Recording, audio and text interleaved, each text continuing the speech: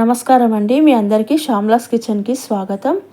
ఈరోజు తెలంగాణ స్టైల్లో బోటి కర్రీ చేస్తున్నాను. ఈ బోటి కర్రీ తయారు చేసే విధానం చూద్దాము. ఈ బోటి కర్రీ వైట్ రైస్లోకి, బగారా అన్నంలోకి, జొన్న రొట్టెలోకి, గోధుమ రొట్టెలోకి, రాగి సంకటిలోకి దేంట్లోకైనా చాలా టేస్టీగా ఉంటుంది. కాంబినేషన్ కూడా చాలా బాగుంటుంది వీటిలోకి. ఇప్పుడు మనం బోటి కర్రీ తయారు చేసే విధానం చూద్దాము. ముందుగా ఒక 20-25 నల్ల మిరియాలు తీసుకొని కల్బత్తలో వేసి కచ్చపచ్చగా దంచాలి. అలాగే అందులో ఒక 10-12 ఎల్లిపాయలు కూడా వేసుకొని కచ్చపచ్చగా దంచి పక్కన ఉంచుకోండి.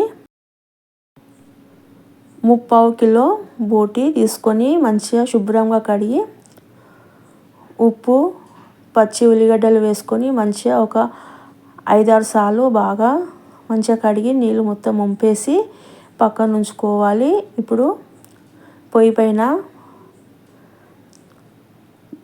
కడాయి పెట్టి అందులో ఒక 25 గ్రాముల ఎండు కొబ్బరి ముక్కలు వేసుకొని దోరగా వేయించుకోవాలి.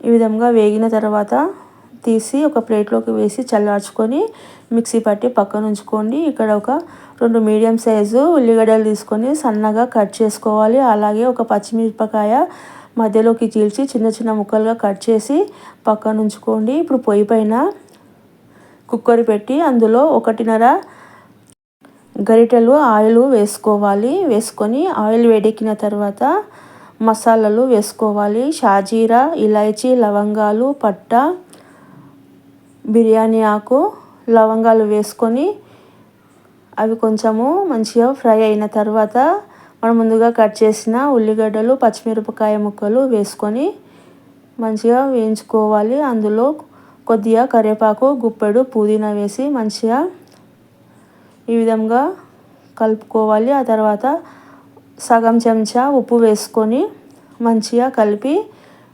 ఉల్లిగడ్డలు దోరగా ఫ్రై చేసుకొని అందులో ఒక టేబుల్ స్పూను అల్లం వెల్లుల్లి పేస్టు, 1.5 స్పూను పసుపు వేసుకోవాలి. బోటి కర్రీ కాబట్టి పసుపు కొంచెం ఎక్కువ వేసుకొని పచ్చివాసన పోయేంత వరకు మంచిగా వేయించుకోవాలి. ఇప్పుడు ఒక పెద్ద టమాటా కట్ చేసి వేసుకోవాలి. అలాగే 2 చెంచాల తేజ మిర్చి పౌడరు, 2 చెంచాల కాశ్మీరీ మిర్చి పౌడరు వేసుకోవాలి.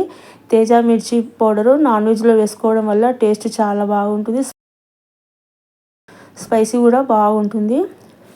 ఈ విధంగా వేసుకొని మంచిగా మసాలాలో మంచిగా వేయించుకోవాలి. ఇప్పుడు అందులో మనం ముందుగా కడిగి ఉంచిన బోటీని వేసుకోవాలి. అందులో ఉన్న నీళ్ళు మొత్తం తీసేసి కుక్కర్లో బోటి వేసుకొని మంచిగా కలపాలి.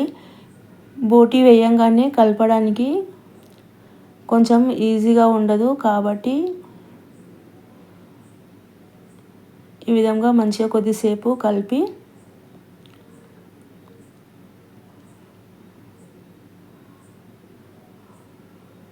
ఈ స్టేజ్లో గరిట తిరగదు బోటీలో కాబట్టి ఇప్పుడు మంచిగా ఇట్లా కలుపుకొని ఒకసారి మూత పెట్టి ఒక 5 నిమిషాలు ఉడకనివ్వాలి.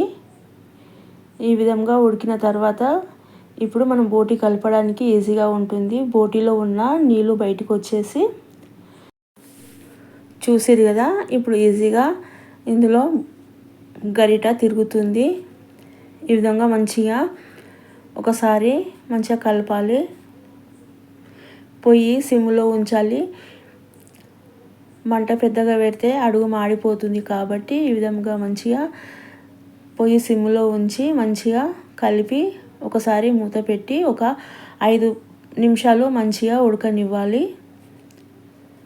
5 నిమిషాల తర్వాత మూత తీసి ఒకసారి మంచిగా కలిపి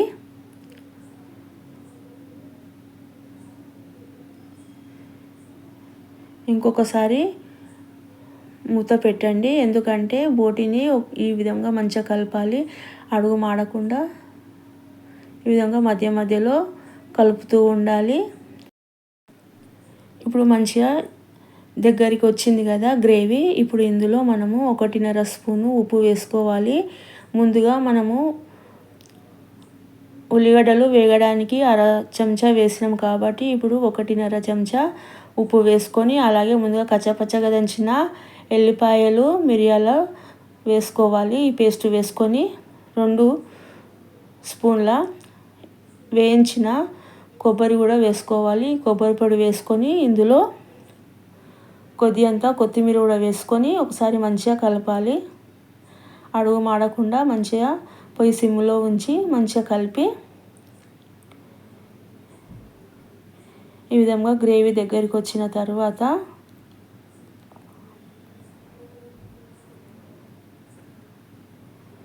ఇప్పుడు ఇందులో మనము ఒక 2 కప్పుల నీళ్ళు వేసుకోవాలి.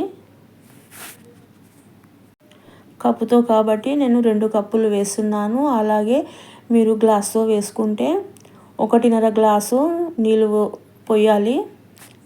ఈ విధంగా మంచిగా నీళ్ళు పోసి బోటి కూర ఈ విధంగా మంచిగా ఉడుకుతుంటుంది కదా, అప్పుడు కుక్కర్ మూత పెట్టి ఒక 10 విజిల్స్ ఉంచాలి. తర్వాత కుక్కర్ మూత చల్లారిన తర్వాత కుక్కర్ మూత తీసి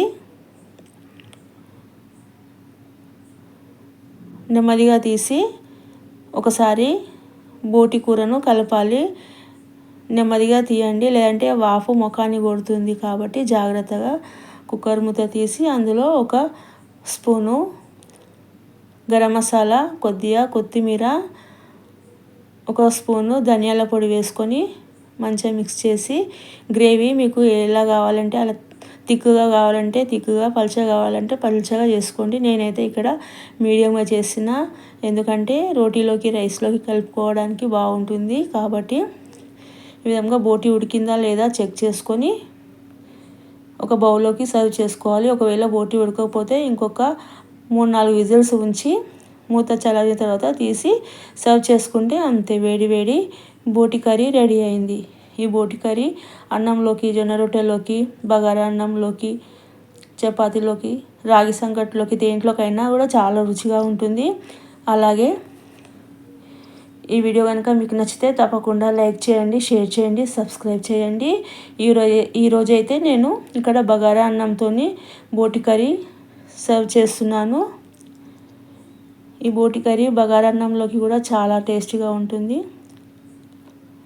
ఈ విధంగా బగారా అన్నంలోకి 2 గరిటెల బోటి కూర వేసుకొని మిక్స్ చేసుకొని తింటే చాలా టేస్టీగా ఉంటుంది. మీకు ఈ వీడియో కనుక నచ్చితే తప్పకుండా లైక్ చేయండి, షేర్ చేయండి, సబ్స్క్రైబ్ చేయండి.